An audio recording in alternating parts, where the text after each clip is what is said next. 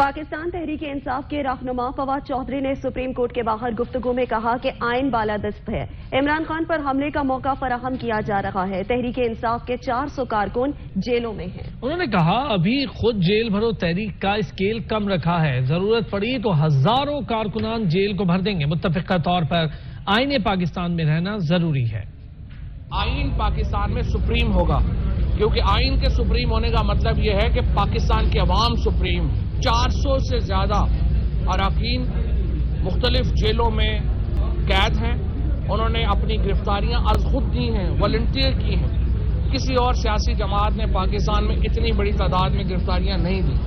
ابھی تک ہم نے جیل بھرو تحریک کا جو حجم ہے وہ چھوٹا رکھا ہے, لیکن اگر ہمیں لگا کہ آئین کے اوپر آئین کی بالادستی کو چیلنج کیا جا رہا ہے, عدالتوں کو بلیک میل کیا جا رہا ہے, تو پھر جیل بھرو تحریک کا جو اسکیل ہے وہ بڑھا دیا جائے گا اور ہزاروں لوگ جو ہیں پاکستان میں اپنی گرفتاریاں والنٹیئر کریں گے.